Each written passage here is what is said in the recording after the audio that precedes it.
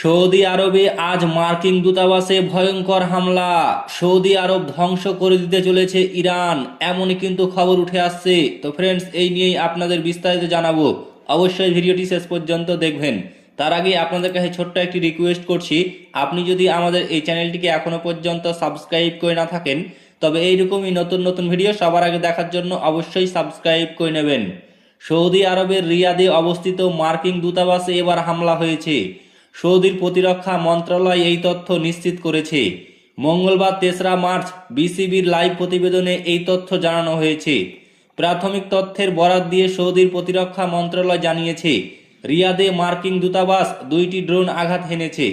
এতে বিশাল বিস্ফোরণ হয়েছে বলে বিভিন্ন আন্তর্জাতিক মিডিয়ার খবরে বলা হয়েছে। তবে সামাজিক যোগাযোগ মাধ্যমে এক্সে সৌদির মন্ত্রণালয় বলেছে, হামলার কারণে দূতাবাসে সামান্য ক্ষতি হয়েছে এবং ভবনে আগুন ধরেছে।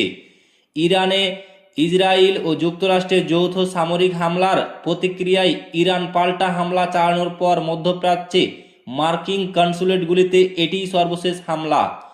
প্রত্যক্ষদর্শীরা জানিয়েছে, তারা রিয়াদের কূটনৈতিক কোয়ার্টারে কালো ধোঁয়া উঠতে দেখেছে।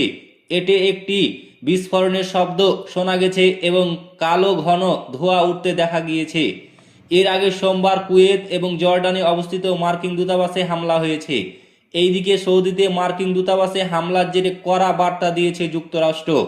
দেশটির পক্ষ থেকে বলা হয়েছে, এই হামলার জোরালো জবাব দেবে। তো ফ্রেন্ডস, এই ছিল আজকের বিগ ব্রেকিং নিউজ।